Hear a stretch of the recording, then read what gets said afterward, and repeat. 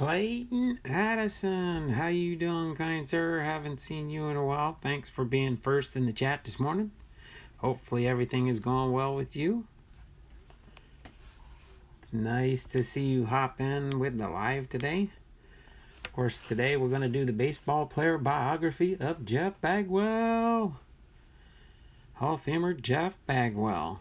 Gonna highlight some of his cards, go over his biography, and then you see kind of a stack of cards sitting off to the right here. Those are all Jeff Bagwell cards. These are some of the cards that I've got currently sorted in my Hall of Fame collection. So that's what we're gonna do today. Super short print card breaks is here. Good morning. A lot of work.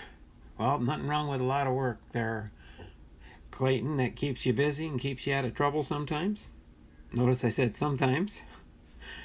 I've been known back in the day of getting in trouble at work sometimes. Not really in trouble, but not doing what might be politically correct in this world. And being accused of doing things related to my religion because they know that I was an avid Christian. But lo and behold, their truce came to a halt when the supervisor rode with me and said he never saw me do anything wrong except for talk to customers, saying greetings and hellos and trying to interact with the customers whenever possible. But it is glad to be with you here this morning. Today we won't be doing any StreamYard after the stream. I've got a meeting this afternoon and I got to finish getting ready for that. It's a church meeting with the deacons and the pastor, close out our financial records for 2019 so we can have our church business meeting coming up soon. So yes, it is glad to be here today.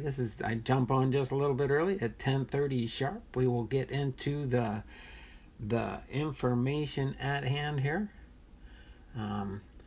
Sure was nice to see for one of Eric's first big breaks of the year, doing the 2020 Top Series 1 yesterday. I hopped on board with his stream yesterday and gave a couple shout outs and just to liven back up the new start of the baseball season coming up with spring training not too far off here. Couple more weeks and spring training will be starting up. Jay Pylon is here. Thanks for hopping on with us this morning, Jay. Appreciate you being here. I know some people can just hop in, say hello, and then hop back out and stuff. Most people are at work. But at least I get my content up and get my series installments put up. As soon as things kind of slow down for me, I don't know if that ever happens and stuff, or as soon as I find time to do it, I'm going to organize my player biographies, my Topps baseball card sets, my Hall of Fame, my 5 main streams that I do, and then of course my family mail call. I'll put those into separate playlists in case you're looking for certain content that I've done already in the past. So I will be creating playlists for those, and I'll try and do them with the most recent being added to the top of the playlist, and then we'll be going back in time, so depending on how I do it. So that's pretty much how I'll set up the playlist when I do put them together. I'm waiting for a Topps Series 1 box for me to come in so I can break that open on the channel and see what I pull.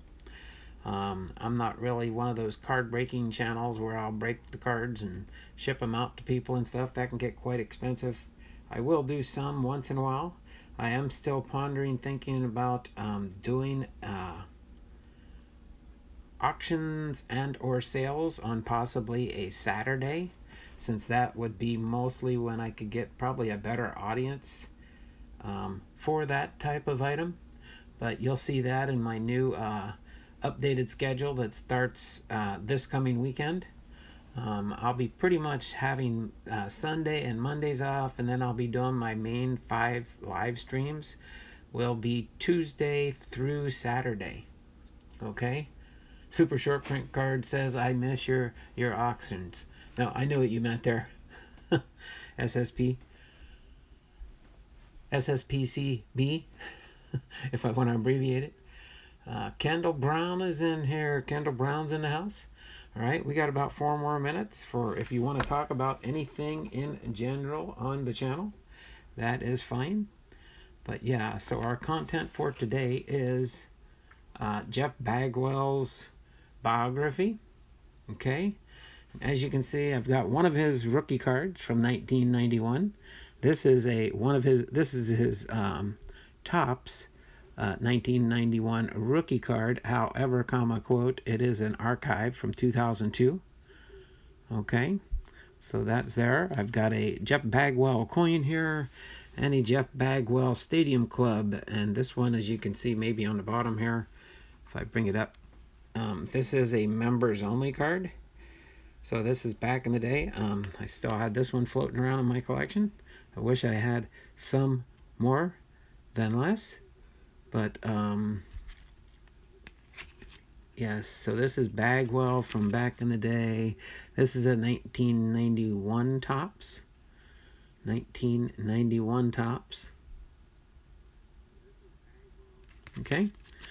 But I'll explain that when we go over the cards and stuff as far as a members only. Some that have been in the world for a while would know how members only type cards were acquired.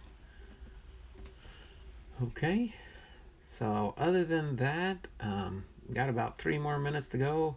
Hunter Buscher, how you doing there, sir? Nice to have you in the stream. As you can see, I know you always ask me, what am I going to do? What am I going to do? So this is the baseball player biography of Jeff Bagwell. That's what I'm doing today. All right, and then we will, when I am done with the biography, time permitting, I do have to be done by a certain time here today. I will highlight and go through some of his cards that I have in my separation. So I pulled these out of my Hall of Fame separation boxes to the right of me. I pulled out all of Jeff Bagwell's, and I said I'm going to highlight some of his cards as we go through after we do the biography. So that's what the plan is today. So yeah, we've got about less than 2 minutes to go. I'm out of school today for illness. Your illness? Your illness? Well, hopefully you're feeling better there, Kendall. All right. You definitely don't want to get sick this time of year. It's raining here right now. It does that a lot in the Pacific Northwest, especially the farther you are from the mountains. I can see the mountains and see the snow in the mountains, but then we're a lower altitude, so we usually just get snow. Or they get snow in the mountains, and we get rain here in the lowlands. Unless they'll give us an alert sometimes there might be lowland snow. But other than that, we got about a minute to go. Is the 1991 Donruss rookie subset of Jeff Bagwell in there? I don't think I'm not a big Jeff Bagwell collector, but I do have quite a few of his cards. But you'll see if you do have time and you're still here as we go through those. We got less than about a minute to go, and then I'll get into his biography and kind of highlight his cards. This is the only rookie card that I have. I'll put this front and center for now, just so you guys can see it. This is my only actual rookie card that I have of Jeff Bagwell. That one is a rookie card, but it's from a 2002 archives. So that's what that one is. And I do have 10:30 right now. Oh, the school was closed down. Oh, okay. Southbound 1969. Thanks for hopping in. Hi, Donald. Great job, buddy. Thanks for popping in here, Southbound. I really do appreciate you stopping by. I know you were in here yesterday. Have you opened Series 1 yet? My Walmart still doesn't have it. Yeah, I'm gonna check out Target before I head to my on my way to my business meeting this afternoon to see if Target has put any of their 2020 Series 1 cards up yet. But if I have time, I don't know if I will or not, I might check out Walmart to see if they have anything. my Walmart did, when they redid a restructure and remodeling of the way their store was laid out, I did notice that they did put in a section of baseball cards and sports cards. But when I was there the other day, of course, it was before they were supposed to be out anyway. They didn't have much in there, so maybe they're going to fill that up with some new baseball selections there since football's done now. They still have some football and basketball products still left, but not much for baseball. Kevin's card collecting is more and more is here. All right. So it is 10:31 now, so I'm going to get into the reading of Jeff Bagwell's. Okay, Target will probably have it. That's good. So if so, I'll probably buy some and have a little bit of a preview prior to my box getting in. I think my box, according to Amazon, should be here Monday. So all I did was I'm just going to order the one box this year. I might get some smaller packages and product from either Walmart or Target, since that's the closest I have that do carry cards now with me. And then I always stop out at Rite Aid and Walgreens and the different Bartels like that and see what they have for their card selections when I have a time and go past their stores. So without further ado, I'm going to get into Jeff Bagwell's biography and get rolling along here. Let me get my water a little closer so it's closer in reach here.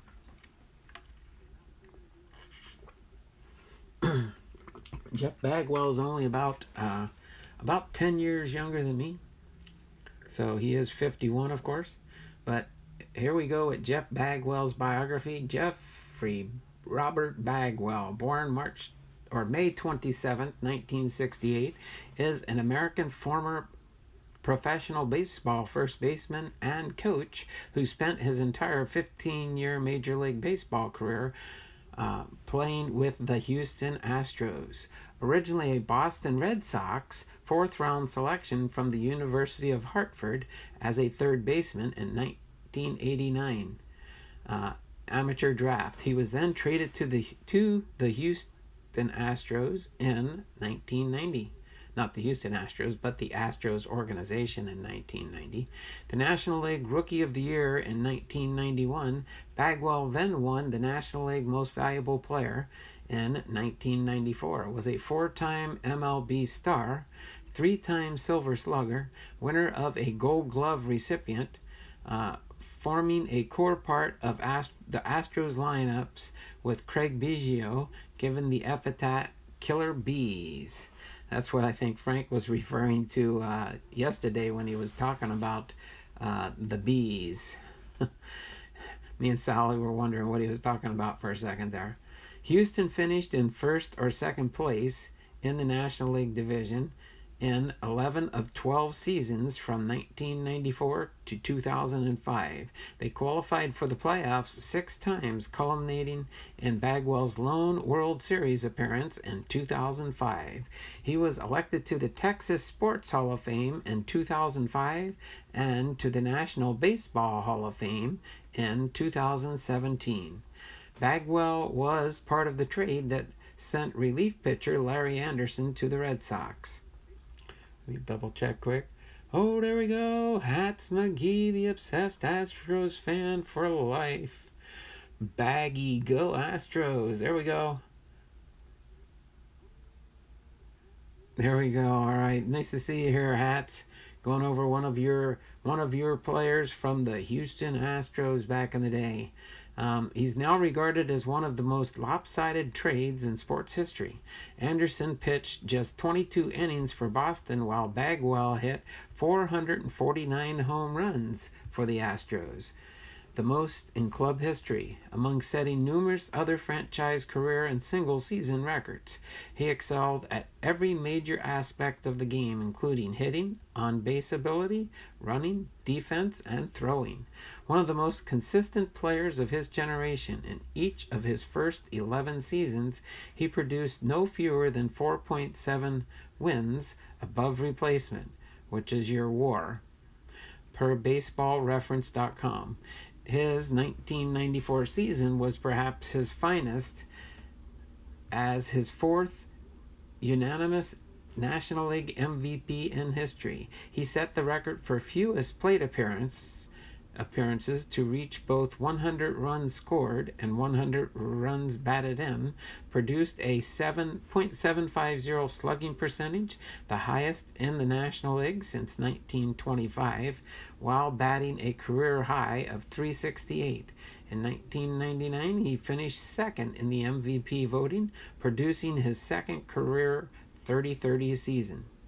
The only player in MLB history to have 6 consecutive seasons, 1996 through 2001, with 30 home runs, 100 RBIs, and 100 runs scored, and 100 walks.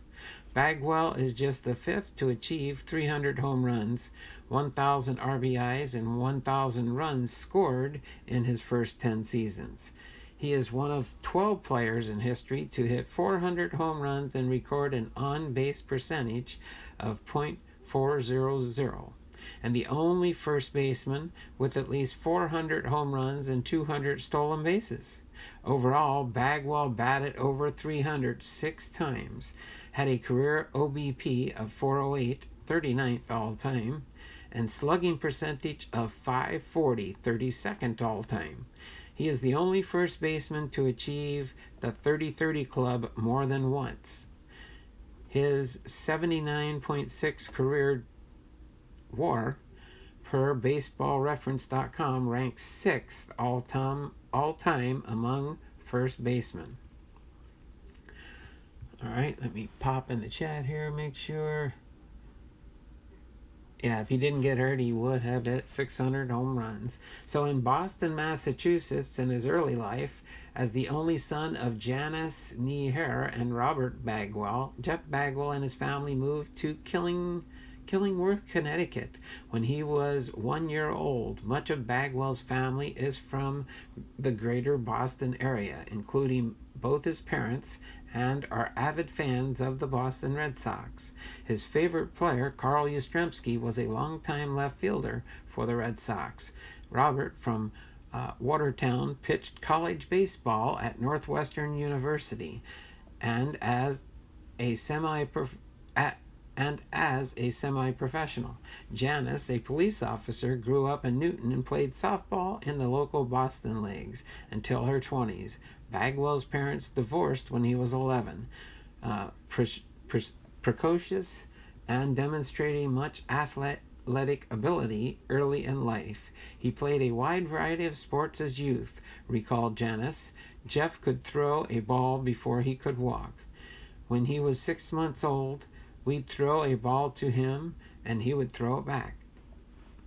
Bagwell graduated from Xavier High School, a private all-male Catholic school located in Middletown, Connecticut. A versatile athlete,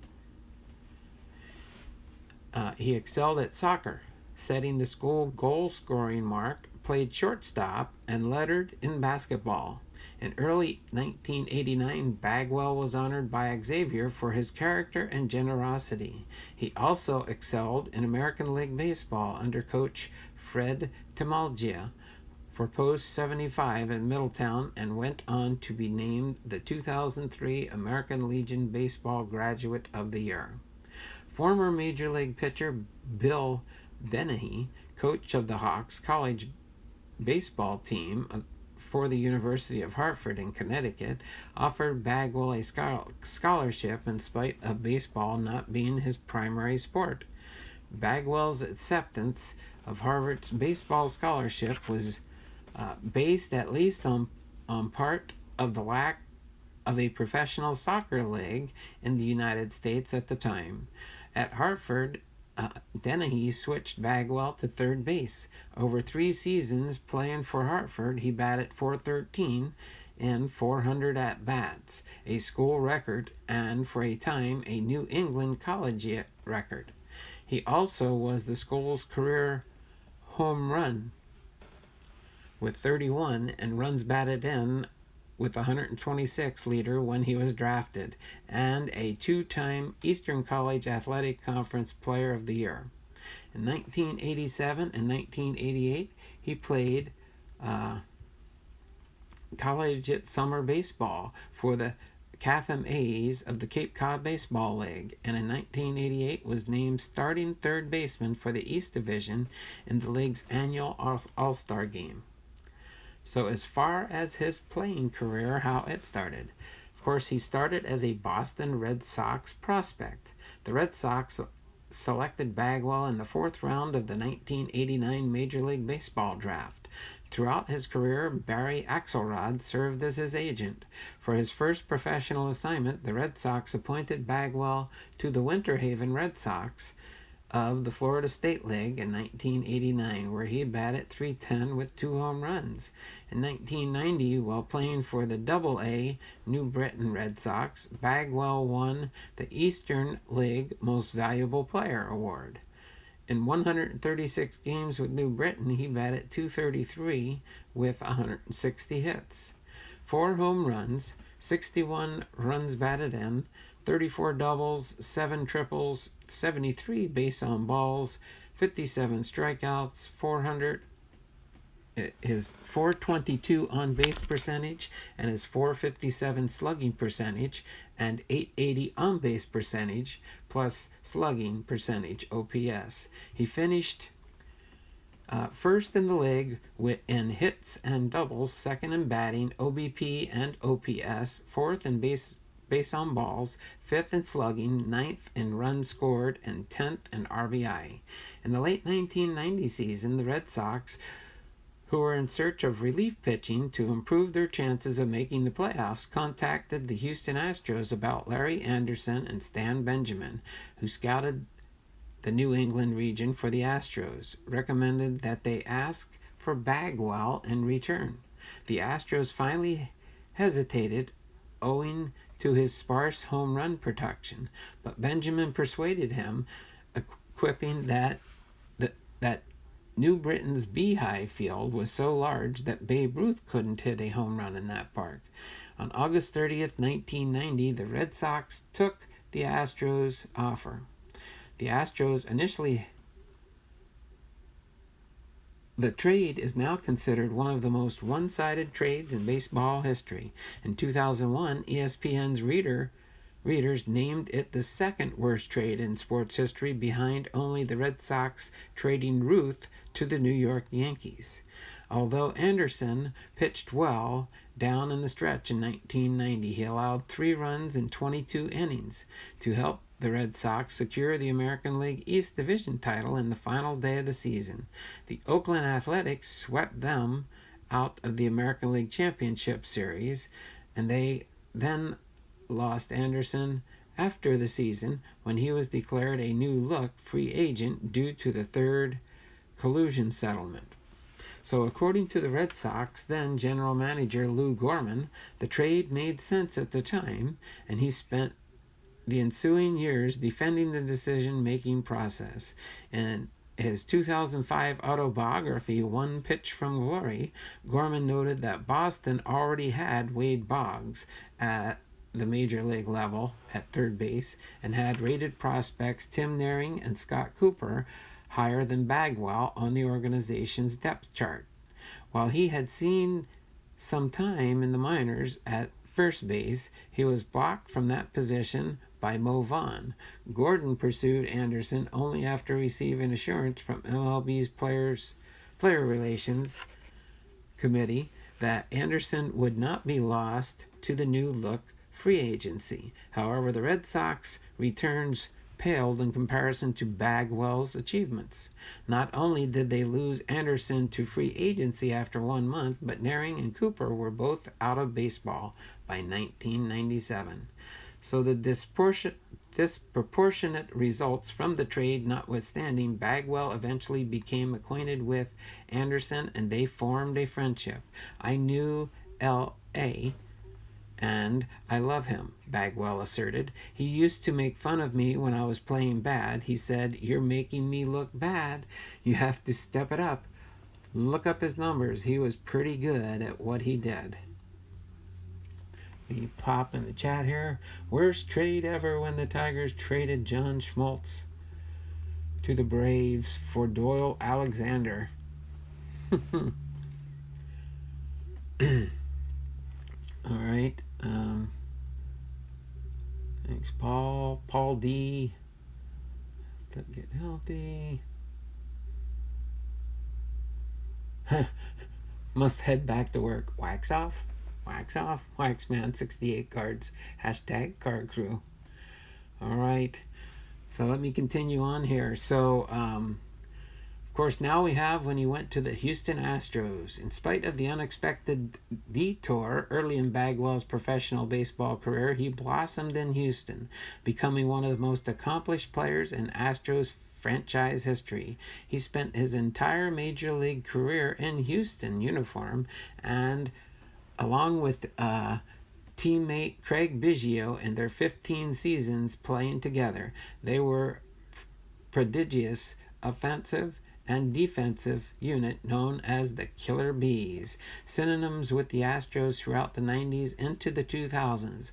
During their 10 peak seasons from 1994 to 2003, they appeared in 9 All-Star games, won 5 Gold Gloves, ranked in the top 5 of the Most Valuable Player Award voting 5 times, and averaged 226 runs scored.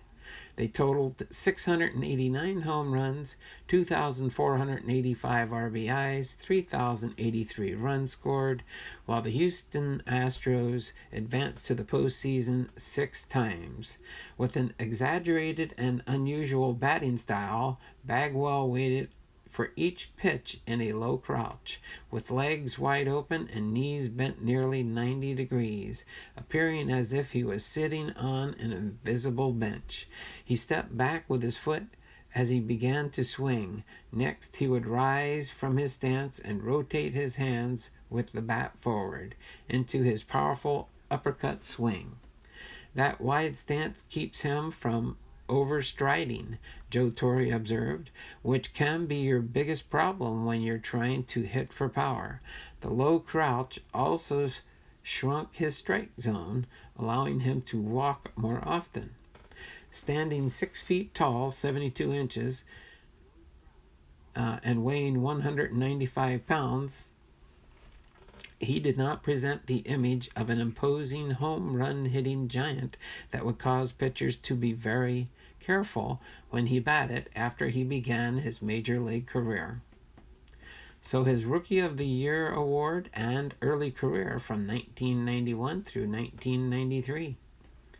So the Astros invited Bagwell to Major League Camp in spring training of 1991. Bagwell, expecting for the club to assign him to their AAA affiliate in Tucson, enthused them with his play because they too already had an established Major League third baseman in Ken Caminiti. They approached Bagwell about shifting to first base, which he accepted, having not previously played the position as a regular. Bagwell received a crash course, playing minor league games in the morning and Astros games in the afternoon until opening day. Observed the Sporting News. Rookie Jeff Bagwell never played first base before this spring, but the position is his to lose. It's up to his bat. Thus, Bagwell made the major league club without an assignment to AAA, making the uncommon jump from AA to the major leagues, and made his major league debut on opening day. On May 6th, he hit the 9th ever upper deck home run at Three Rivers Stadium off Bob Kipper, a 7th inning pinch hit appearance estimated at 456 feet. Bagwell hit 350 in September. He finished the year hitting .294 with 15 home runs and 82 RBIs, while leading the Astros in several offensive categories. He was named to the 1991 National League Rookie of the Year, the first Astro player to win the award. Baseball America's Rookie of the Year, the Sporting News Rookie of the Year, and postseason All-Star on the Topps Rookie All-Star team. Bagwell's power hike piqued the curiosity of many baseball observers in 2 minor league seasons from 1989 and he had managed 6 home runs in 932 at-bats, a ratio of 155 at-bats per home run. With 15 home runs in his first year in Houston, that average shrunk to 36.9. He also exhibited extraordinary plate discipline for a rookie. While ranking 10th in the league in walks with 75, his OBP placed him 5th at 387. Of the power surge, commented Bagwell to hitting coach Rudy Jaramillo, "That's awesome." To which he reacted, "Awesome, awesome. We can get more out of you than that by altering an approach to contact the pitch with topspin as he did when he arrived to Houston." Jaramillo taught Bagwell to hit with a backspin, resulting in a soaring trajectory, then nosediving. He also habituated Bagwell to manipulate the count, waiting for a pitch to drive instead of indiscriminately swinging at any pitch that appeared to be a strike, accounted Bagwell of the newfound advantage. "I didn't hit many home runs in the minor leagues, but when I hit one, when I got backspin on it, it went a long way." Although firmly established as the Astros' first baseman from opening day in 1991, Bagwell remarked years later that transitioning from third base was not automatic. First basemen approach fielding plays from their right side, which is opposite to play third base.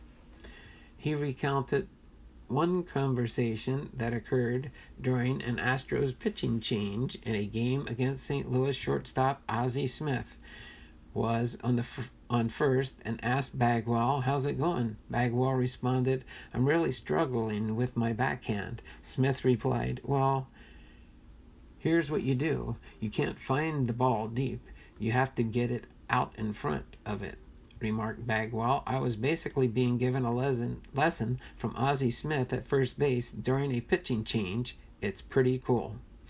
The next year, Bagwell hit .273, driving 96 runs with 18 home runs. In 1993, the Astros improved to a third-place finish in the National League West Division, and in mid-September, Bagwell was batting .320 with 20 home runs and 88 RBIs. However, a pitch from the Philadelphia Phillies' Ben Rivera broke the fourth metacarpal bone in Bagwell's left hand, ending his season prematurely. It was the first of 3 successive seasons that ended early or was interrupted due to an incoming pitch breaking the same bone in that hand. His tendency to dip just before starting to swing made his hand more vulnerable to being hit by inside pitches. His .320 average was 6th in the National League. In February 1994, Bagwell and the Astros agreed to a 1-year contract with a $2.4 million base salary, which would today equate to $4.2 million. All right, let me get a sip of water here, and then we'll continue on with the biography here.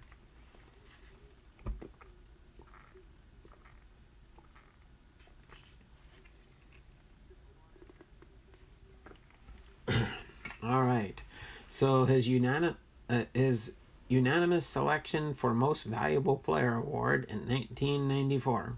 The most productive season in Bagwell's professional career was the strike-shortened 1994 season, which set several franchise records. On opening day, April 4th, against the Montreal Expos, Bagwell hit the game-tying home run while going 3 for 6 as the Houstons won in a 12-inning walk-off. For the month of April, he batted .360 with 6 home runs and added another 6 home runs in May. In June, he hit 13 home runs, establishing an Astros franchise record for 1 month, while batting .394, 11 doubles, 455 OBP, an .899 slugging percentage, and a 1.354 OPS. On June 24th, he hit 3 home runs against the Los Angeles Dodgers at the Astrodome, 2 in the same inning. in a 16-4 rout, becoming the first Astro since Glenn Davis in 1990 to do so. He was the National League Player of the Week for consecutive weeks on June 19th and June 26th, and the National League Player of the Month for June, his second career monthly award. Selected to the first All-Star game as a reserve, Bagwell had tied Kirby Puckett for the Major League RBI lead at 81 going into the All-Star break, and batted .348 with 27 home runs and 74 runs scored. In the All-Star game, Bagwell entered as a pinch hitter for starting pitcher Greg Maddux, singling off David Cone, and wound up collecting 2 hits in 4 at-bats. The first player in the majors to reach 100 RBIs on July 27th. Bagwell homered off of Jose Rijo in a 6-5 win over Cincinnati to give him 101 RBIs in his first 101 games. In July, he tied the club record for RBIs in any month with 29. Jose Cruz and Jimmy Wynn shared and hit 409 with 11 home runs, 20 walks, and 1.384 OPS, and collected his second consecutive Player of the Month award. He would hit another 3 home runs with 6 walks in August games before he pitched from Andy Bean's fractured his left hand on August 10th and ended his season in the same manner as the season before. Entering that game, Bagwell carried an 18-game hitting streak. 2 days later, the strike ended the season for all major leagues. His production accelerated in 26 games after the All-Star break, batting .432, a .530 OBP, a .916 slugging, and a 1.446 OPS. 10 doubles, 12 home runs, and 35 RBIs, and 30 runs scored. The Astros finished 1/2 game out of first place in the inaugural season of the National League Central Division, a product of MLB's divisional realignment. Bagwell played in 110 games in the 1994 season, batting .368 with a .750 slugging percentage, a 1.201 OPS, 39 home runs, and 116 RBIs with 104 runs scored and 300 total bases and 213 adjusted OPS and 400 at-bats. He led the major leagues in slugging OPS plus and RBIs and total bases, and the National League in runs scored and OPS, but fell short of winning the batting triple crown, finishing second for the batting title to Tony Gwynn. After batting .394, had the highest average in the major leagues since Ted Williams back in 1941. Bagwell finished second in home runs to Matt Williams, who hit 43.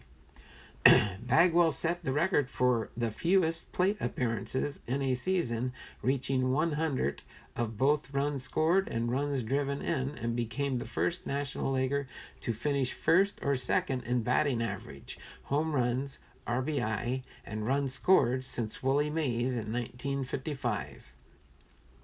His .750 slugging percentage at the time ranked as the 7th best ever, and was the highest by a National Leaguer since Roger Hornsby in 1925 at .756. Further, at the time in National League history, the .213 OPS trailed only Hornsby's 1924 season of .222 OPS plus for the second highest ever. The 116 RBIs in 110 games qualified for the 13th highest ratio in history. He also hit 23 home runs in 56 games at the Astrodome, setting a record that stood for the stadium that was framed to be pitcher-friendly until the Astros moved out following the 1999 season. He set single-season club records for batting average, slugging, OPS, OPS plus, at-bat/home runs, and offensive win percentage at .858, and also for the home runs, breaking Wynn's 27-year-old record and RBI breaking Bob Watson's record he had set 17 years earlier, later, which he again both subsequently broke. The unanimous winner of the National League Most Valuable Player Award in the National League, and he became the fourth player in National League history to win by this distinction, and the first Astros player to win the award. Bagwell also won his first Silver Slugger, Gold Glove, and Player of the Year awards from the Sporting News, Associated Press, Baseball Digest, and USA Baseball Today. Crazy stuff happened that year. Bagwell recalled of his 1994 season. Every pitch that I was looking for, I got, and when I got it, I didn't miss it. The Astros and Bagwell agreed to a 4-year contract on November 23rd, 1994, worth $27.5 million. All right. With the 3 option years, the average annual value of $6.875 million made him the 5th highest paid player in the majors. So his continued peak in the 1995 and 1996 seasons. In the 1995 season was shortened by 18 games due to the players' strike that commenced the year before. Bagwell endured a slump through the month of May, in which he batted only .183. In June, his results started to improve as he batted .339 and following up in July by driving in 31 runs. Both Bagwell and Derek Bell, announced as Killer B, registered 31 RBIs that month, breaking the monthly club RBI record. Bagwell had tied the previous record 1 year earlier to the month. He hit his first 2 career home runs against Maddox of the Atlanta Braves within a week on May 28th and June 3rd, who seeded 8th over the entire season. On July 28th against Colorado Rockies, Bagwell's 10th winning home run tied the score, and 2 innings later, he scored the winning run for a 5-4 final score. For the 3rd time in 3 seasons, an incoming pitch broke a bone in Bagwell's left hand again. On this occasion, it was on July 30th from the Padres' Brian Williams. Rather than change his successful style, Bagwell resorted to wearing a heavy padded protective batting glove. He returned in September to bat .313 with 5 home runs and 21 RBIs as Houston finished 1 game behind the Rockies for the National League wild card. Bagwell missed a total of 30 games, appearing in 114 games and batted .290 with 21 home runs. He won the 1995 ESPY Awards for Best Breakthrough Athlete, an outstanding baseball performer, later renamed Best Major League Baseball Player, and after the season, he commenced a rigorous training program that enabled him to gain 20 pounds and increased his endurance for the long season. Activities of focus included concentrated weightlifting, change of diet, and use of creative and whatever that is, some type of hormone, androstenedione. By the start of the 1996 season, Bagwell and Biggio had gained seniority, even if not necessary by age, within the Astros clubhouse, as well as the status as superstars. According to journalist Dane Perry, the earliest recorded reference to an Astros version of the nickname Killer Bees, encountered via Google search, occurred that year. Bagwell enforced accountability and preparation, which fosters camaraderie and incorporated all players as instrumental to the success of the team. Thus, the Astros raised their level of play, and a new string of playoff appearances followed. In time, who entered the Astros gym were greeted with a banner that read, "Bagwell's Gym. Work hard, play hard, or leave." Let me get a sip of water here real quick, guys.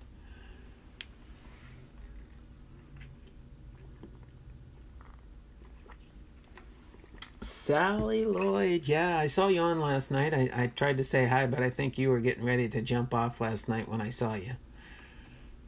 Sorry you was late. That's okay, Sally, you're here. Nice. We'll see if it comes back. Okay, it looks like it's coming back. Okay, are we back now? Sorry, it looks like for some reason my internet blopped out on me for some reason. But it looks like I am back in line. So let's continue off here. So rumors had surfaced during the 1996 season. Wait a minute. Oh. On May 7th against Philadelphia, Bagwell reached the 500th RBI of his career. With 2 home runs and 4 RBIs. By hitting his second Upper Deck home run at Three River Stadium on May 29th. It traveled 459 feet. Bagwell joined longtime Pirate Willie Stargell as the only players to homer twice into the stadium's upper deck. For the month of May, he batted .360 with a .740 slugging, 10 home runs, 31 RBIs, scored 22 runs, and stole 4 bases. He was named Player of the Month, his 4th career monthly award. On June 14th, Bagwell tied a major league record with 4 doubles in one game against San Francisco. He played all 162 games that year, batting .315 with a 1.021 OPS, 31 home runs, and 120 RBIs. 135 base on balls with 111 runs scored. With 21 successful stolen bases in 28 attempts. It was his first season in the 2020 club, that is, to steal 20 bases while hitting 20 home runs in the same season. Bagwell reached base 324 total times, and in all but 11 games, he led the National League in doubles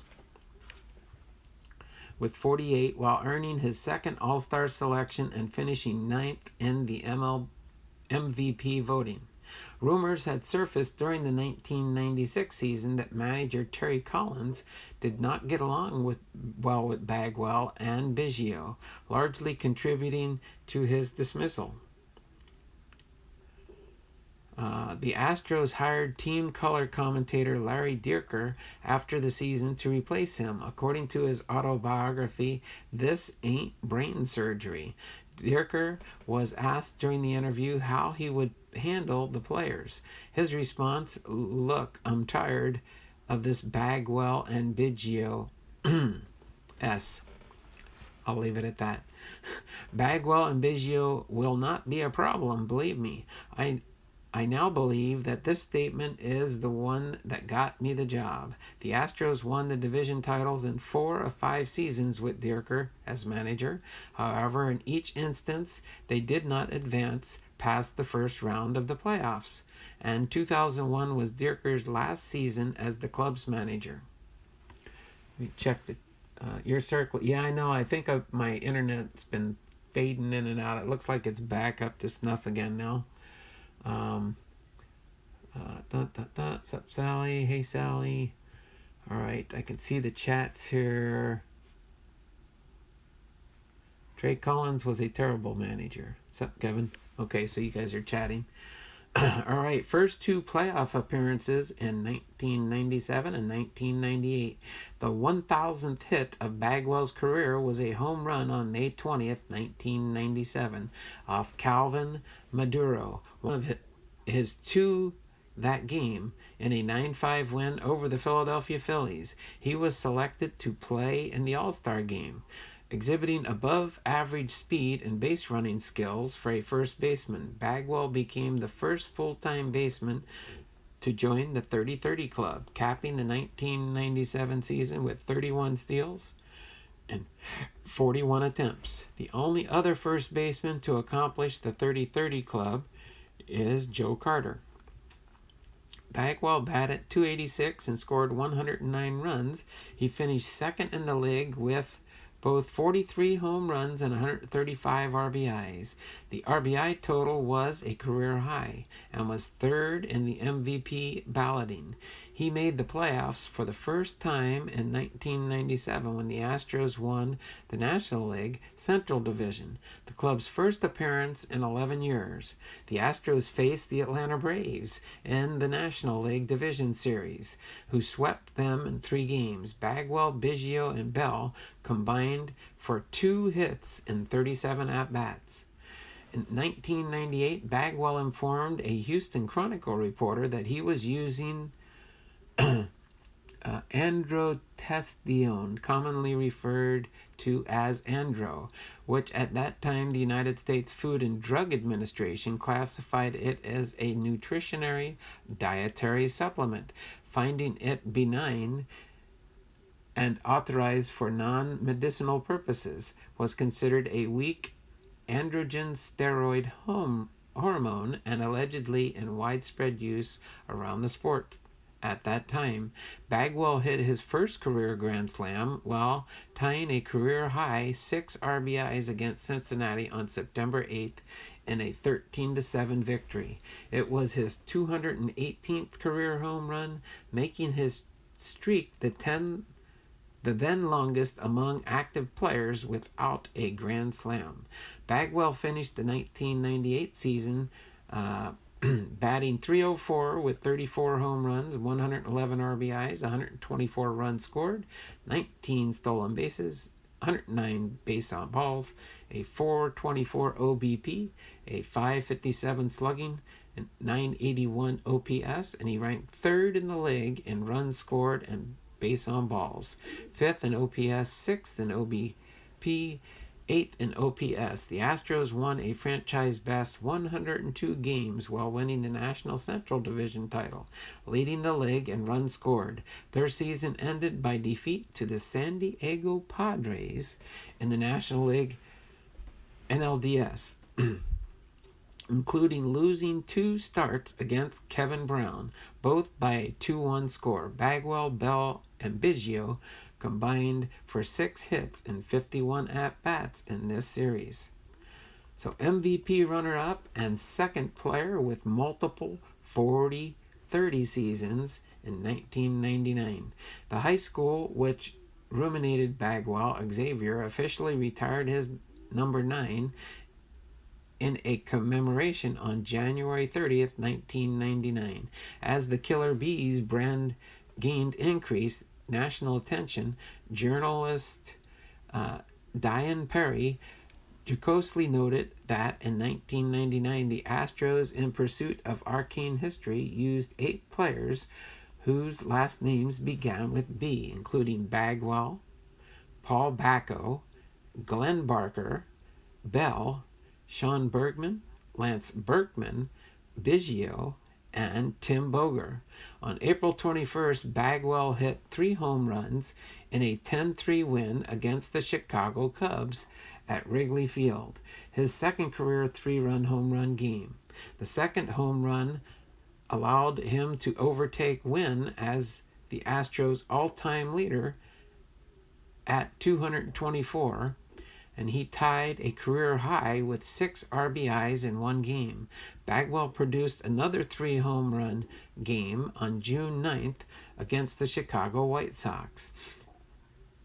That was a grand slam short of the home run cycle, accounted with a solo home run, a 3 home run and 2-run home run respectively.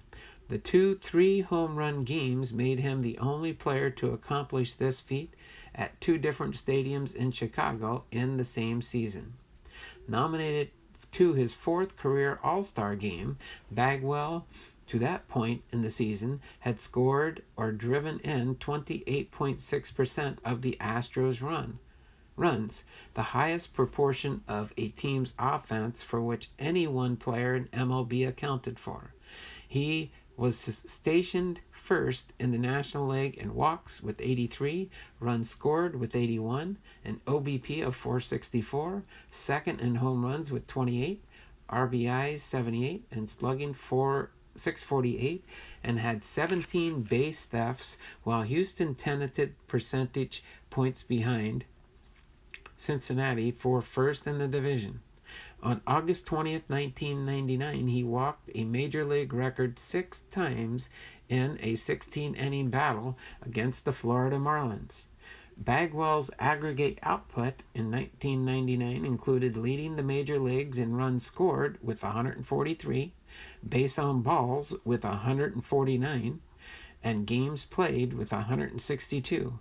He also batted .304, hit 42 home runs, 126 RBIs, and a .591 slugging, and stolen 30 bases, giving him his second 30-30 season. Further, he paired with Barry Bonds as the only major leaguers to obtain the 40-30 mark, 40 home runs and 30 stolen bases twice.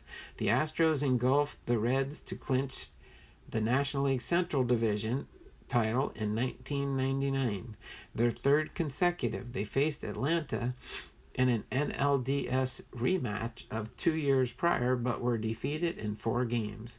The National League MVP ballot team materialized with Bagwell scaled second to the Braves' Chipper Jones. Bagwell was honored with the 3rd Silver Slugger Award of his career. So National League runs scored record in 2000. So in a presentation of rankings of active major leaguers prior to the 2000 season, Sports Illustrated slotted Bagwell second among position players behind Ken Griffey Jr., and the Sporting News placed him 6th among all players, including pitchers.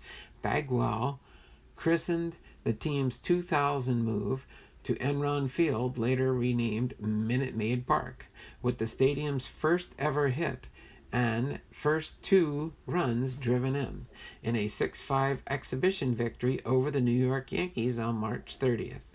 His 2-run 9th-inning home run against Trevor Hoffman in San Diego on June 10th won the contest for Houston 7-6 and stopped a 10-game road losing streak. On August 14th in Philadelphia, he homered twice and tied a club record with RBIs in a 14-7 win, shared by Rafael Ramirez and Pete Incaviglia. 5 days later against Milwaukee, Bagwell again homered twice for the 299th and 300th of his career. The second home run broke an 8th-inning tie, giving Houston a 10-8 win. He joined Hank Aaron, Joe DiMaggio, Frank Robinson, and Ted Williams as the 5th player in Major League history to record 300 home runs, 1,000 RBIs, and 1,000 runs scored in his first 10 seasons. Bagwell finished the 2000 season with a career 47 home runs, 310 average, a 424 OBP, a 615 slugging percentage, the second best mark of his career, for a 152 OPS. His 152 runs scored was the highest total in a season since Lou Gehrig in 1936, and his 295 runs scored from 1999 to 2000 set a National League 2-season record. His pair of cleats from the 2000 season were turned in for display at the National Baseball Hall of Fame Museum. The following December, Bagwell and Houston Astros agreed to a 5-year, $85 million, which would equate to $126.2 million today, contract extension. With an average annual value of $17 million, he became the 3rd highest paid player in the sport at the time. By 2005, he was the seventh highest paid player in the sport, receiving $18 million in the fourth year of the deal. So 6 consecutive seasons of 30 home runs, 100 RBIs, 100 runs scored, and 100 base on balls in 2001. With a triple play on May 7th, 2001 against Chicago, Bagwell achieved the 700th extra base hit of his career. For the second time in his career, he reached 7 RBIs in a game, again tying a club record at Kansas City on July 7th. Over 4 successive games from July 8th through the 13th, Bagwell homered and totaled 5 home runs in that span. In a contest at Enron Field against the St. Louis Cardinals on July 18th, he hit for the cycle. He went 4 for 5 with a base on balls and 5 RBIs, in the Houston Astros won 17-11. He was the National League Player of the Month that July after batting .333 with 9 home runs and breaking his own club record with 36 RBIs in a month, exceeding the 34 RBIs in the previous August. So it looks like we have 4 people hanging out.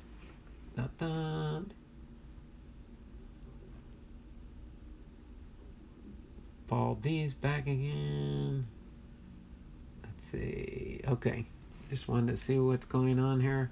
While hitting his 32nd home run on August 19, 2001 against Pittsburgh, Bagwell collected his 100th RBI and was the 6th consecutive season he reached at least 30 home runs and 100 RBIs, making him the 8th player in MLB history to achieve such a streak, and the only Houston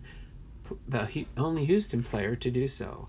5 days later, also against Pittsburgh, he scored his 100th run, joining Jimmy Fox, Lou Gehrig, and Babe Ruth as the only players in MLB history with 6 consecutive seasons of 30 homers, 100 RBIs.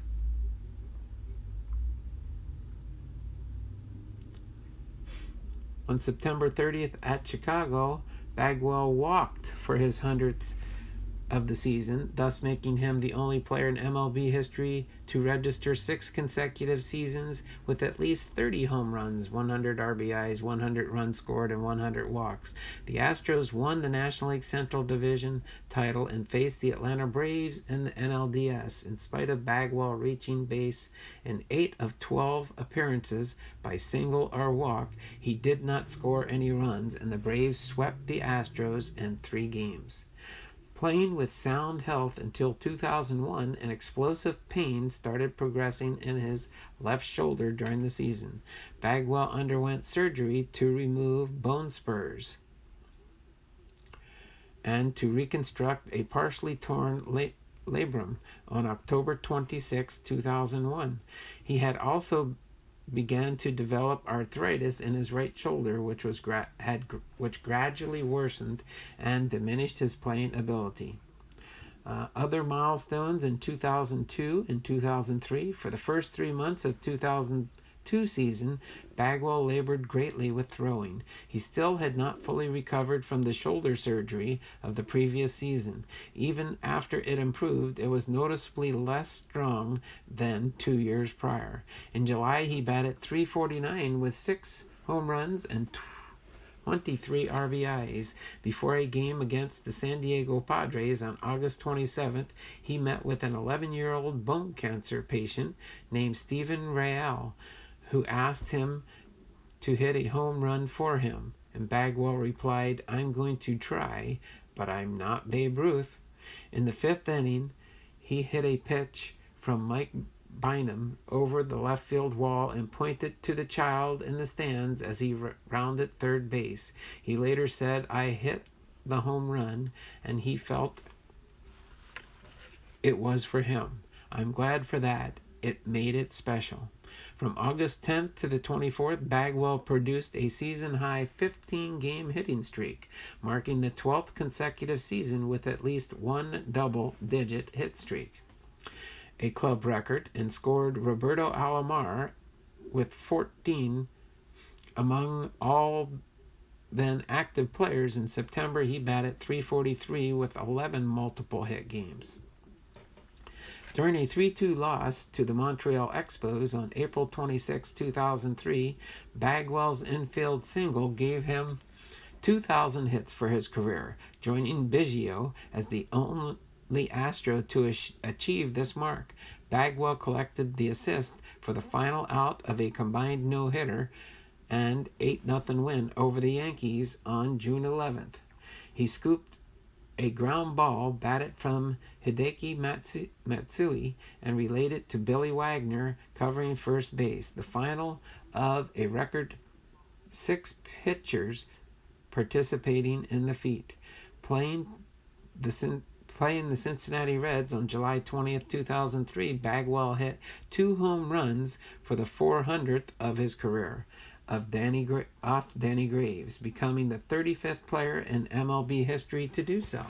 ESPN's The List ranked Bagwell as the second most underrated athlete of the top 4 North American professional sports leagues in August 2003, and Biggio third. So milestones of 1,500 RBIs, 1,500 runs scored, and 220 stolen bases took place in 2004, when he hit his 6th career Grand Slam against Milwaukee on April 9, 2004. Bagwell tied a club record. He recorded his 200th career stolen base on August 30th against Cincinnati, becoming the 10th player in MLB history to reach that plateau while hitting 400 home runs. On September 18th, 2004, Bagwell collected his 1,500th career RBI with a single in the 3rd inning against the Brewers. 2 innings later, he homered for his 1,500th run scored, becoming the 29th player in MLB history and first Astro to reach both milestones. Bagwell finished with 27 home runs, stopping a streak of 8 consecutive seasons with at least 30, but extending a streak of 12 with at least 20. So the Astros faced the Braves in the playoffs for the 4th time in Bagwell's career in the 2004 NLDS. In Game 3 on October 7th, he hit his first career postseason home run off Mike Hampton's in the 1st inning in a 4-2 extra innings loss. After 3 failed attempts to advance past the round in the playoffs earlier in Bagwell's career, all to the Braves in 97, 99, and 2001, and 7 overall. In 43 years of franchise history, the Astros defeated the Braves for their first ever playoff series win. The quartet, dubbed the Killer Bees, this time with the addition of Carlos Beltran and Lance Berkman, ignited the Astros offense, batting .395 for 34 for 86 with 8 home runs, 21 RBIs, and 24 runs scored. The Astros scored an NLDS record 36 runs in all, and Bagwell batted .318 with 2 home runs and 5 RBIs. They advanced to Bagwell's first National League Championship Series, NLCS, to face the Cardinals. St. Louis defeated Houston in 7 games to advance to the World Series. So health issues and World Series drive in 2005. In February 2005, Bagwell and Biggio were jointly inducted into the Texas Sports Hall of Fame. Shortly after the 2005 season began, the chronic arthritic condition in his shoulder that began in 2001 finally sidelined him, rendering him inactive for 3/4 of the season. The former Gold Glove winner was now subjugated into a defensive liability with severely restricted throwing ability, forcing him to push the ball instead of throwing it. Teams began taking advantage of his defensive increased weakness. Once possessing great ability to throw out a lead runner at third base ahead of on bunts, Bagwell found it difficult to practice with other infielders between innings. Concurrently, Bagwell's offensive production suffered, and pressure mounted on Astros management to bench the perennial all-star. The club had started the season with a 15-30 win-loss record. He hit the last major league home run against Maddox on April 29th, tying him for the most against any pitcher with 7. Bagwell continued to play through the pain until after going 0 for 5 in a loss to the Pirates on May 4th. It became so unbearable that he asked manager Phil Gardner to remove him from the lineup the following day. He had hit just .250 with 3 home runs and 88 at-bats. The Astros placed him on the disabled list a few days later, and shoulder surgery followed. Excuse me. Let me take a sip of water here.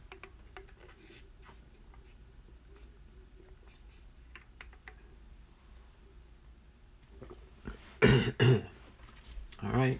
So the Astros dramatically improved after the poor start to finish 74-43 over their final 117 games and capture the National League wild card. Rendered unable to throw from the surgery, the club activated Bagwell in September as a pinch hitter, and he played a symbolic role in the successful drive to capture their first ever National League pennant and World Series appearance. Moreover, the Astros secured the pennant against their division rival St. Louis Cardinals in the NLCS, reversing the outcome from the year prior against the same club. After playing 4,714 games in their entire major league careers together in Houston, Bagwell and Biggio appeared at their first World Series in 2005. Bagwell and the Astros designated hitter in the first 2 games against the White Sox at U.S. Cellular Field, and a pitch hitter in 2 games played in Houston at Minute Maid Park. His last official Major League plate appearance was in the 7th inning of Game 4 when he pinch hit for pitcher Brandon Brake and grounded out. The White Sox won the contest to sweep the Astros and secure the championship. With contributions only a partially healthy Bagwell, the White Sox outscored the Astros by a combined 6 runs, the lowest scoring differential in World Series history. Together with Biggio, Bagwell received Baseball America's Lifetime Achievement Award after the 2005 season. So comeback attempt and retirement in 2006. On January 23, 2006, the Astros indicated that he would file a claim on an insurance policy on Bagwell's health to collect approximately $15.6 million of the $17 million in salary owed to him for the 2006 season. Days earlier, orthopedic surgeon and Dr. James Andrews had performed a physical examination on Bagwell and determined that he had become completely disabled. In terms of ability to play baseball again, including a maximum ability to throw a baseball at 35 miles per hour for short distances. Because of the legacy of the policy, the Astros could not release him without losing their settlement, nor could he take the field. The decision effectively eliminated his chance of playing again in the major leagues. On March 28th, Cigna rejected the claim, contending that because Bagwell had played during the 2005 World Series, he could not have become more disabled during the period of baseball inactivity characteristic of the off-season. Nonetheless, Bagwell still reported to spring training, hoping he could contribute in some way during the upcoming 2006 campaign and to test the injured shoulder. His mere presence in camp put the Astros' insurance claim into further question, creating an awkward situation between the player and the team. He appeared in several games, batting .219 with 2 RBIs.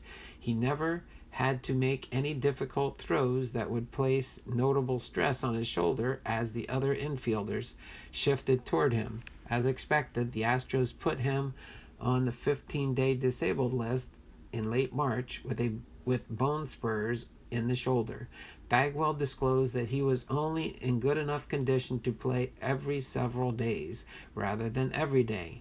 He was eventually paid the full amount of his contract, and the Astros and the insurance company settled the claim in a confidential arrangement, the same day he announced his retirement. The Astros declined to pick up Bagwell's $18 million club option for 2007, instead buying it out for $7 million. He filed for free agency in November 2006, but announced his retirement 1 month later. Owner Drayton McLean and general manager Tim Purpura stated that he would remain in player development departments of the Astro organization as one of the assistants to the general manager. So after retirement, Bagwell made his first public appearance at Minute Maid Park since the end of his career on June 28, 2007.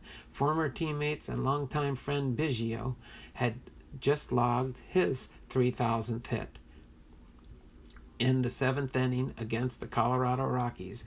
Bagwell, who was in the dugout, emerged to congratulate him. The Astros fans, who had momentarily quieted after cheering Biggio for his achievement, erupted into cheers. Again, the moment Biggio dragged Bagwell onto the playing field and the first base line. The thing with Baggy is that he and I worked so hard here for this city and for this organization, Biggio remarked. We made so many sacrifices as far as playing the game and giving your body to a city, a team. Together they bowed to the crowd as Bagwell raised Biggio's arm and returned to the dugout. Biggio was inducted into the Baseball Hall of Fame in 2015. The Houston Astros officially retired Bagwell's jersey number 5 on August 26, 2007, prior to the start of the game versus the Pittsburgh Pirates. He was the 8th player in Astros history to have his number retired. Two of Bagwell's closest friends and former teammates, Biggio and Brad Ausmus, spoke on his behalf. Said Ausmus, he was the quite contextual teammate. He was a superstar who always put the team before himself, and between he and Biggio, they always shouldered the blame. We struggled and tried to deflect the credit when he won. Yastrzemski, Bagwell's childhood hero, delivered a special message. Congratulations, Jeff, on your number being retired. I begged the Red Sox not to trade you when you were in the minors with us. Boston's loss was Houston's gain. See you in Cooperstown. 3 first bases were used in the game, each embossed with a commemorative insignia and inscription. Number 5, Jeff Bagwell, jersey retirement, August 26th, 2007. One was given to Bagwell, and the other 2 were auctioned to raise funds on behalf of the Astros in Auction Foundation. In 2009, Bagwell received the Bill Shade Distinguished Little League Graduate Award, and Bagwell, along with Craig Biggio, were on hand to witness the Astros win their first ever World Series championship at Dodger Stadium on November 1st, 2017. Both were elated in their franchise's first championship, with Bagwell saying, "I'm ecstatic. They're great kids. They play hard. They never give up. To see them win, the celebration, excitement, relief in the city of Houston, I'm sure, is going crazy right now. I couldn't be more proud of the guys that represented the Houston Astros right now." Both Bagwell and Biggio received World Series rings from the Astros during the World Series ring ceremony before April 3rd, 2018 game against the Baltimore Orioles. As hitting coach and instructor, as part of a personal services contract Bagwell signed with the Astros, he served as a coach in spring training of 2007. On July 11, 2010, the Astros hired Bagwell to be their hitting coach, replacing Sean Berry. At the time of the switch, the Astros had the second worst average at 237 in the majors and the worst OBP of 295. At the end of the season, the team marginally improved, but was still last in the league in OBP with 303 and slugging with 362, and Bagwell announced he would not return as hitting coach. After a 5-year gap in contract with the Astros organization, Bagwell accepted a formal invitation from manager A.J. Hinch to be a guest instructor in spring training of 2015. So that pretty much wraps up his career, or his biography at a glance. Some of the honors that he received throughout his time was Baseball America Lifetime Achievement Award in 2005, Bill Shea Distinguished Little League Graduate Award in 2009, Houston Astros uniform number retired 2007, Middletown Sports Hall of Fame inductee in 2017, National Baseball Hall of Fame induction in 2017, the new Bill James Historical Baseball Abstract first baseman of all time in 2003, Texas Baseball Hall of Fame in 2004, Texas Sports Hall of Fame inductee in 2005, University of Hartford Athletics Hall of Fame in 1997, and Xavier High School, Connecticut uniform number 9, retired in 1999. And then one last section of awards received: Associated Press Player of the Year Award in 1994, Baseball America Rookie of the Year 1991, Darryl Kyle Good Guy Award in 2003, Eastern College Athletic Conference Player of the Year in 1988 and 1989, Eastern League Most Valuable Player 1990, ESPY Award for Best Breakthrough Athlete 1995, ESP Award for Best Major League Baseball Player in 1995, Home Run Derby Participant 94, 96, 97, 99, Houston Astros Most Valuable Player Award 6 years, 91, 93, 4, 96, 99, and the year 2000. Major League Baseball All-Star 4 years running, 94, 96, 97, and 99. National League Most Valuable Player in 1994. National League Player of the Month, May of 93, June of 94, July of 94, May of 96, and July of 2001. National League Player of the Week, May 23rd, 93, June 19th, 94, June 26th, 94, July 24th, 94, April 27th of 97, and August 13th of 2000. National League Rookie of the Year 1991, Players' Choice Award for National League Outstanding Player 1994, Rawlings Gold Glove Award at first base 94, Silver Slugger Award at first base 3 years 94, 97, 99, Sporting News Major League Player of the Year Award 94, and Sporting News Rookie of the Year in 1991. So there you go. You pretty much have most of his different awards that he made, that he got. And this is the player of the day, Jeff Bagwell. So again, that's his only rookie card that I have. This is a rookie card from 1991 Topps, but this is an archive card. So this is an archive card. But that is the rookie card from 1991. That's why I've got it labeled as his rookie card, even though it is an archive card. I've got this here, in case you want to see this there, hats. This is a Astros Jeff Bagwell coin. This was a 1998 Pinnacle Mint Collection baseball coin.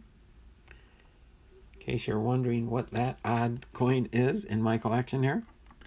And then, of course, this one here is the Jeff Bagwell Members Only Topps card, Topps Stadium Club. Okay. This is Astros bag, National League rookie and youngster Bagwell. Houston, Texas Astros first baseman Jeff Bagwell emerged from the Red Sox farm system to earn the National League Rookie of the Year award for 1991. After coming to Houston in an August 31st, 1990 trade, Jeff batted .294 with 15 home runs and 82 RBIs last season. "I never thought I'd do that well," said Jeff. "I got a chance to play, and that was the main thing." Jeff produced surprising power last season. His 456-foot home run at Pittsburgh May 5th was the longest round tripper to left field in the history of Three Rivers Stadium. "I got lucky," was Jeff's reaction after being approached about his clout. Just one of those things. So again, this is a 1991 Topps Stadium Club from his same rookie year. But this is a members only card. You can see that on the bottom here, members only. So these were only available to Topps Stadium Club members back in the day. So that's how I've got those. So I'm sure I see all the text here lately and stuff was all hats here. Astros have been beaten. The Yankees, we don't need to steal signs to beat them. He never came back. He eventually became a hitting coach for us. That's right. This was an awesome moment. Thank you for that, Donald. That's cool. And I do have a few more minutes. I wanted to try and make sure I finished by noon. So what I will do now is I'm just going to go through and highlight some of Jeff Bagwell's cards that I have in my Hall of Fame collection. I'm not going to spend a lot of time on the individual cards, but I just wanted to go through and just kind of highlight this stack with you. Okay, so that's what I'm going to set it off to the side here, and I'm just going to turn them upside down so you can see that. And they're in card number sequence, in case you're wondering. They're not in any particular year sequence right now. Pretty much for ease of finding duplicate cards when I give them to my Patreon members, when I give them Hall of Famer cards, I go through these, and this way it puts, you'll see cards where I do have duplicates, and I will show you. You always want to be careful, especially on newer cards, when you have when you do have multiple cards, you want to make sure they're not variation cards, and you'll see one or two of those as we go through these right here. But this here is a 2001 card from Jeff Bagwell. Okay, card number 4 from Topps. All right, so this is I'm just gonna go through these here hats just so that you can see the different Jeff Bagwell cards. You'll probably recognize some of them, maybe some of them you have in. And you'll see multiple, like this is another card 4, but is different than the last one I just showed you. This is a 2004 Fleer product. This one is a 2004 Fleer product. Okay.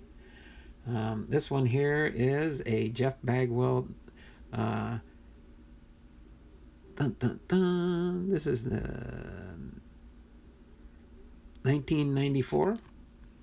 This is score 1994. All right. This one here is number 5. This is a checklist sticker card from, I believe this is newer. No, 1997. All right. This is a Bagwell sticker card. All right. All right. That was card number 5. Card number 5 here. This is a 2005 Donruss. All right, 2005 Donruss. Okay, this next one is card number 10 from sorry, I'm trying to read the years. I think this is a 1998 Pinnacle. 1998 Pinnacle. And again, I won't spend a lot of times on these cards, but I'm just going to go through this. Another card number 10, different set, Donruss. 20th anniversary, Jeff Bagwell. There we go. All right, this one here is the same. Another card number 10. Another Pinnacle product. This is a 1993. Oh, I got that one in there upside down.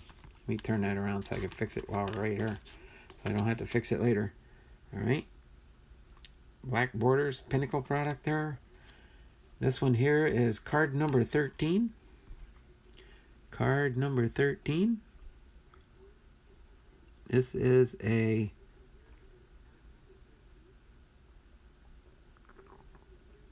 I want to say 1998 Don Russ Studio. All right. Oh wait, hold on.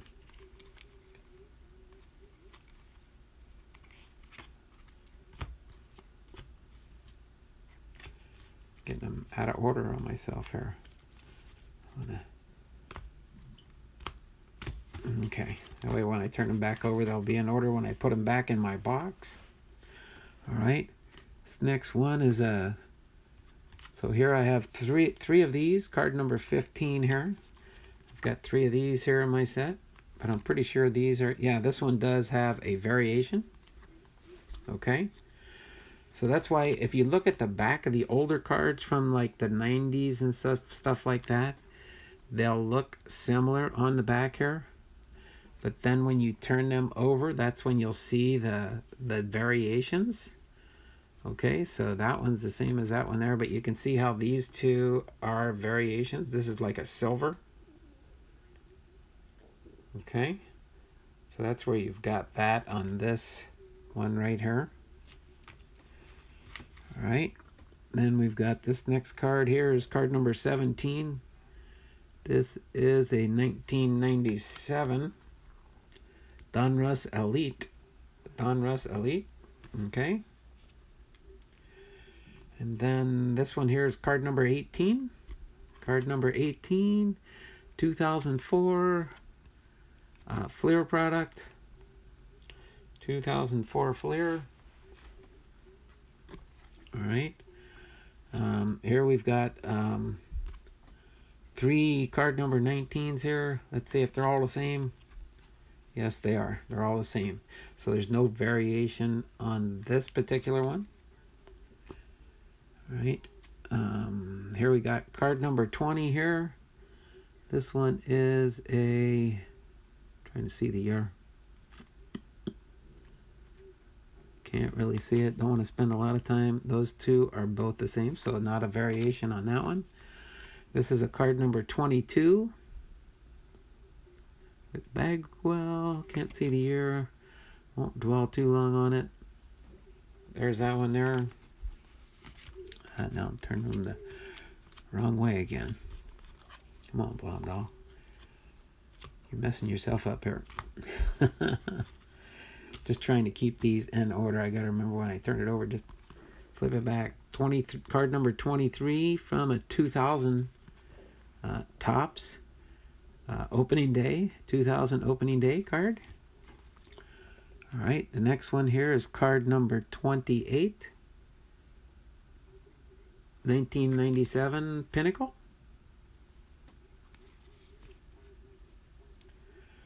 All right, this one here is card number 28, Series 1 for 92 Leaf. Again, duplicate card there in my collection.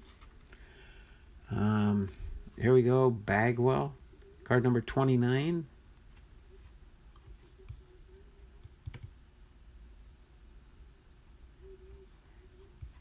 Okay. You can see that. Jeff Bagwell, Zenith.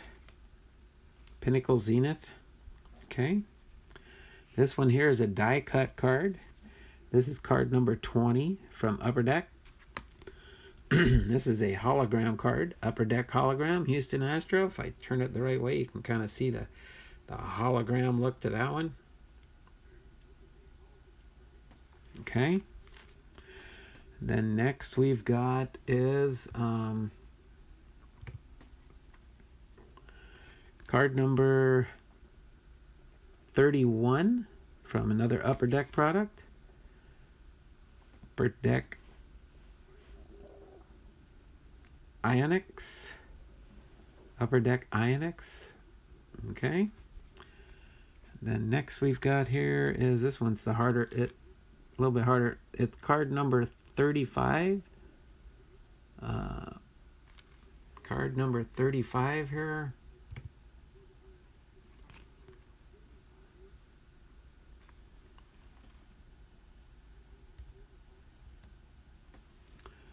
All right. I like that. Got those darn black jerseys. Lots of cool cards. Some I don't have. So I showed that one before, the silvery one. Oh, it might be a similar card. I used the similar pictures, but so that's card number 35.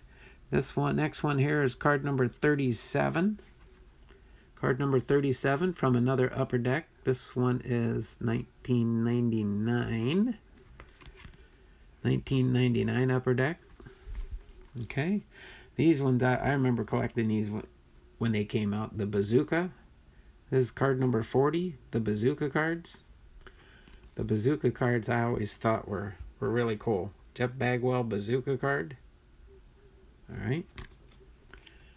Another card number 40 here. Okay. Get into these here. These are both the same cards. Okay, tops, or not tops, Upper Deck. Okay. These next three here are tops, card number 40. Okay. Except the difference on this variation is the bottom one is the Topps Gold version. Okay, I'll put this down here for now and I'll show you the two. You can see the difference on the fronts. Again, the backs are the same. Okay, the backs are exactly the same and identical, except for the front with the Topps Gold. All right, these were inserts, and they printed less of these Topps Gold cards. So that gives you that, shows you that variation there. This is card number 43. All right, this is a 1993 Leaf product. Okay, 1993 Leaf product. The next one we got here, card number 45. This is a 1999 Topps. Okay. Another card number 45, Black Diamond.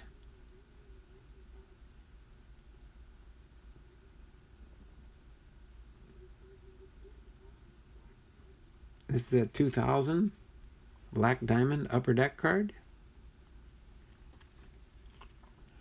All right. And then this one here is another card number 45, 2000 Upper Deck. 2000 Upper Deck. Okay, next we have a card number is 45. This is a 2005 Donruss Champions, 2005.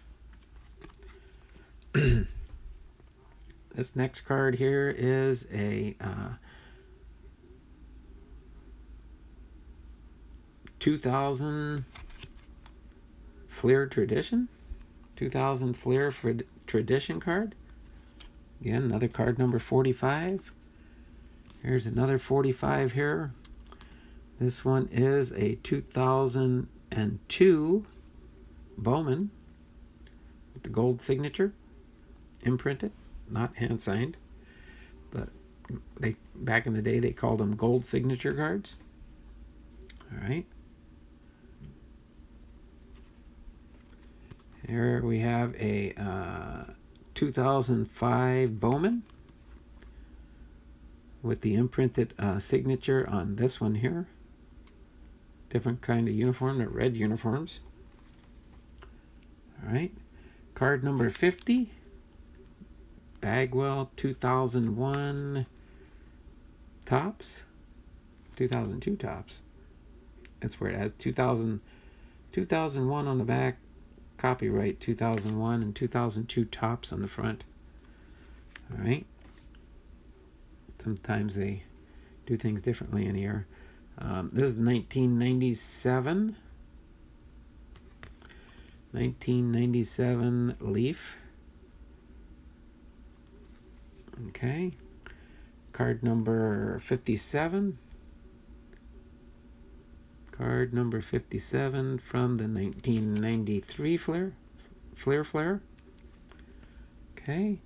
Card number 70. All right.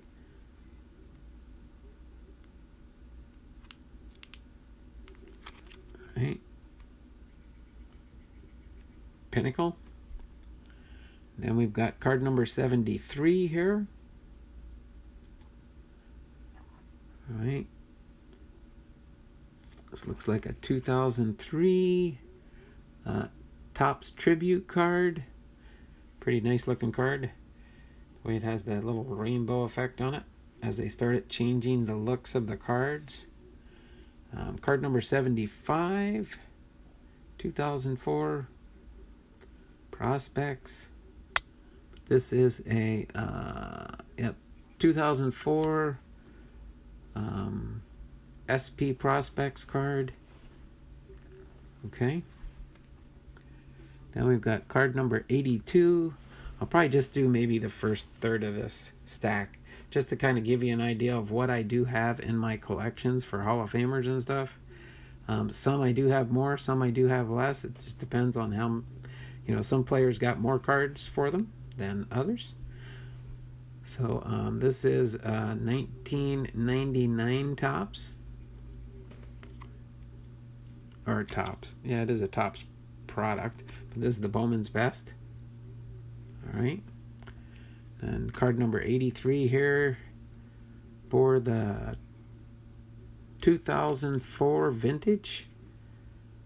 Alright, Upper Deck Vintage. Alright.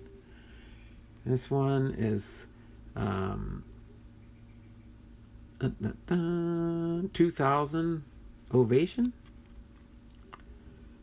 Upper Deck Ovation 2000. This next one is card number 85. Card number 85 for 1997 SP. Upper Deck SP. The next one here we've got is card number 89. Card number 89. Got two of those. Card number 90. Another Upper Deck product for 1999.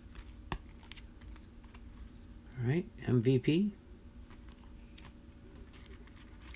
Maybe we'll get about half the cards done, because I do got to get rolling here soon.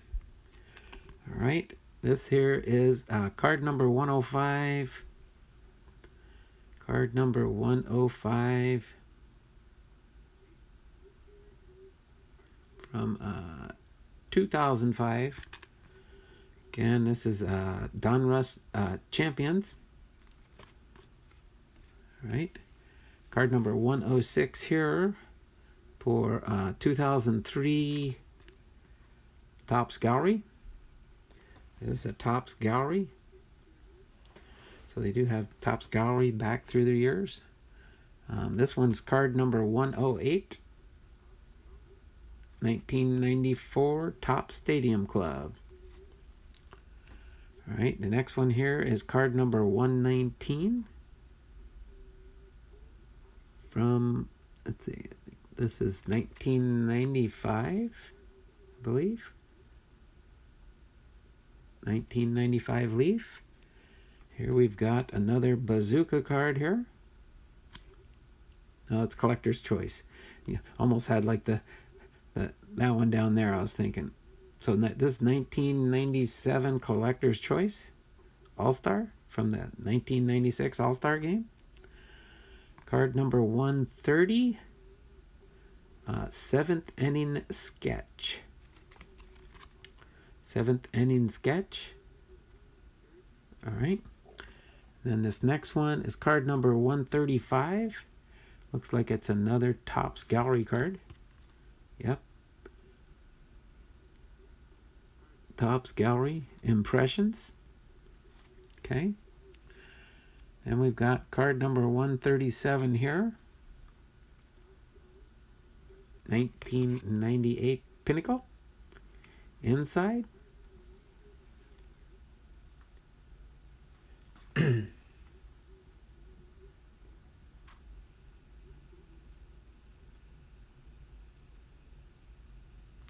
Okay. Do a few more here. Card number 138. Jeff Bagwell's in this one. He's featured on the front. But they do have the checklist for this group here for the stat leaders for RBIs. All right. Then we've got card number 150 here. Card number 150. Looks like the 1998 Topps. Okay. Card number 151. I think this is 1996 Pinnacle. Yeah, 1996 Pinnacle. I was collecting this overseas when I was in the Navy before I retired.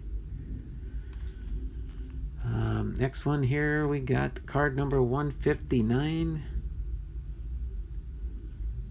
All right, year 2. This is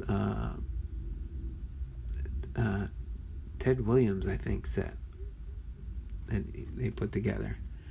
And then this one is card number 166, a checklist card that has Bagwell on the front. This is a 3D one. You can see it kind of moving there. Card number 167. All right, from, it looks like 2000 Stadium Club. All right. Card number 171. The 2005 Donruss Champions. Okay. Couple more here. We'll finish things up here. So this is a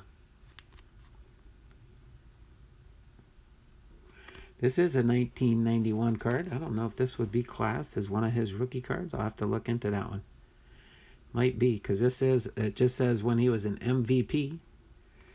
It is about the same era with the photos.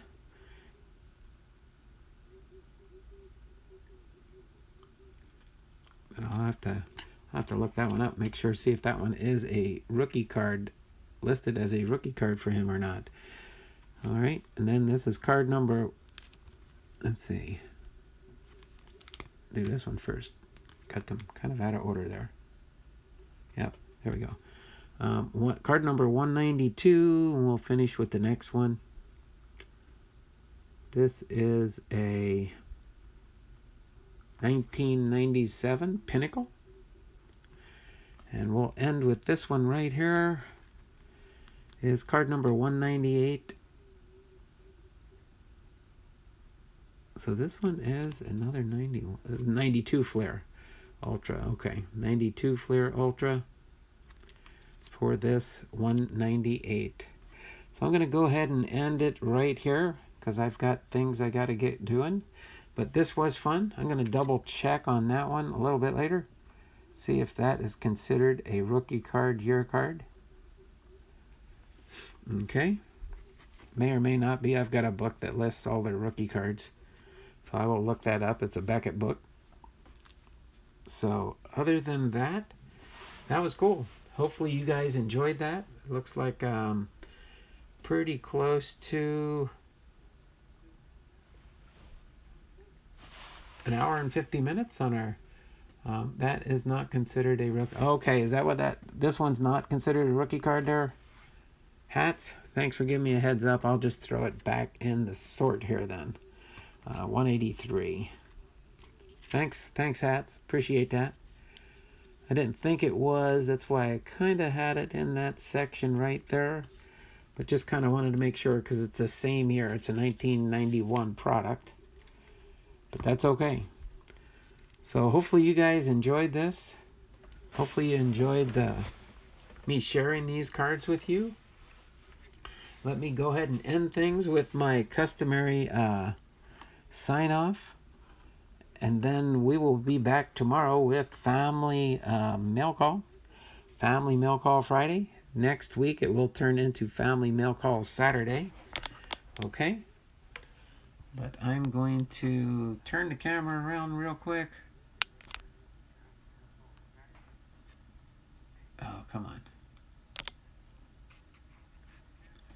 Now it's being finicky on me. Doesn't want to... Oh, there we go. There we go. Now I got it to turn around. Wasn't letting me turn the camera around for you. So, show you I am wearing my Seattle Mariners hat. I'm wearing my this is when I do the biographies. Usually, this is the shirt I wear: Edgar, Randy, Ichiro, and Ken. Or I guess you could say that those are the four primo stars for the Seattle Mariners back in the day: Edgar, Randy, Ichiro, and Ken. Edgar Martinez, Randy Johnson, Ichiro Suzuki, and Ken Griffey Jr. Alright? But that's usually the shirt I wear on my biography day. So I just want to go ahead and get ready to wrap things up here today. And I will need to get ready to head on out and do different things. Hopefully hats. You really enjoyed that. I figured you might. Hats. I told everyone in yesterday's chat here who the killer bees were. Yes, you did, Frank. I talked about that earlier in the video and stuff. But so now we know the story behind the killer bees. I wasn't aware of that one. So now I am. I added more stuff into my skull here. If I can just retrieve it from the gray matter up here when I need it. Okay? But this was fun. This was an exciting type thing. When I decided to do Jeff Bagwell, I looked through my cards and I was like, I'm going to review some of the cards. We'll see how many we'll get through. And at least I was able to show hats. About half of my Jeff Bagwell Hall of Fame collection that I do have. So this was fun. There we go. Yeah, hats. Bagwell, Biggio, Berkman, and Bell, right? Those were the main four. I guess we were reading through in the biography, and I think one year they did have, I think it was 8 players that their last names started with B. I think they had 8 players, or you can correct me. Maybe Hats might know more than me. I think it was that one part of the biography I was reading where it said there was 8 players at one time that their last names started with B, and they were really loaded with Bs. They had a whole bunch of Bs in the team. Or maybe that's just through time, through their longevity of the Houston Astros. But this was fun. This was cool. I got to get ready to take care of a few business matters outside of YouTube. Of course, people do have lives. So I'm going to get ready to do that, go out and have some lunch, run some errands, get some business ready, because at 3 o'clock this afternoon I have a meeting. I'm having fun, Don. Would you call that a hive? That's cute, Sally. It's so nice to see Sally. I saw Sally on Jabs' stream yesterday when he was opening up his, I can't remember how many cases he had of Topps 2020 Topps Series 1. But he was opening those. I do like some of the cards that you can pull out of those. And I think they're doing 1985, Topps 1985, which we will get into eventually when we do our Topps series, so we can highlight that set. And I think it will be during the season.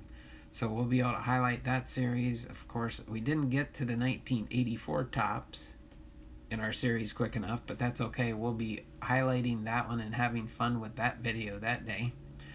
I thanked him for getting me into collecting. Yeah, I remember you said that, Sally. Yeah, it was nice to see a lot of the people that I've known through the channels pop into Eric's stream yesterday. I was in the stream when he actually made it. I took some screenshots during the live.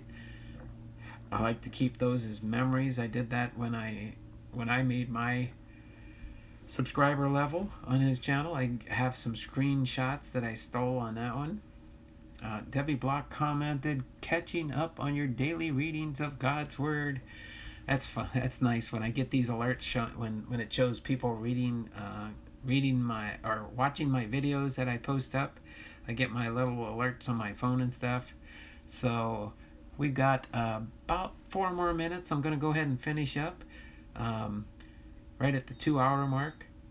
I got a bunch of things going on today, but I got a few more minutes I can just spare with you. Hats, Bergman, Bagwell, Biggio, Bregman, and Bach. Baque? Was that the most they had?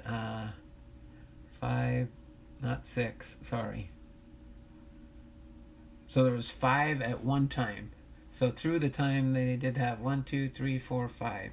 So they did have 5 Bs. So Bagwell, Biggio, Berkman, Bregman, and Bach. Backe. That's interesting. Red 3R Gilchrist, how are you doing? Thanks for hopping in with us today. Appreciate those that do stop by and pay us a visit. Make sure you check their channels out. No, these are the 5 all-time killer bees. Oh, okay, that's the 5 all-time killer bees. Okay, so there were other bee players, but weren't actually killers on the team, I guess. I started, let's see, Kendall, I started my first ESPN Fantasy League the other day. Cool. You're doing great. Thanks there, Red 3R Gilchrist. Sally, what'd you remove that for? She must have typed something wrong. All right. So other than that, I'm going to get ready in about a minute or so to do my official sign-off and get ready to go do my business at hand. So if I do find some 2020 Top Series 1 in my quest today, we will probably open some of that tomorrow after I open up my... I got 3 packages so far today, unless something shows up today. And I will be at my place of business this afternoon. Oh, you're welcome there, Hats. You are very welcome for doing that for you today. I do have other Houston Astros down the road. I think I did Biggio already. And now I've done Bagwell. Let's see. Let me check out my list just for a second real quick here. No, I didn't do Biggio. So I'll do Biggio soon too. But yeah. Come on. Okay, hold on. Go up here. I gotta just update my list real quick so I don't forget with that and that. Yeah, I still have Biggio to go. So I will get one of your other B's done here soon. So just so people know, in case you want to add new names, I can go over the names that are on my player biography list. I got Biggio, I got Will Clark, Dave Dravecki, Bryce Harper, Derek Jeter, Brian McCann, Denny McLean, Pedro Martinez, Matt Noakes, Cal Ripken Jr. Where'd he come from? Mariano Rivera, Jackie Robinson, Al Spalding, Justin Turner, Ted Simmons, and Larry Walker. So if you guys do want to update anything in there, make sure you do go to my community page, go to that post that I put up there, and you will be able to get one of your players into the biographies that I go over on the channel. So with that note, don't forget, you guys, give me my thumbs up. I know most of you probably in the stream have already done that. And I am going to get ready to sign off here. All right. So this has been Don Blomdahl, Hall of Fame Veterans, Sports Cards and Collectibles, having come live from Arlington, Washington. We will see you tomorrow at 10:30 a.m. for our next live stream. Take care, everybody. Have a wonderful and blessed day.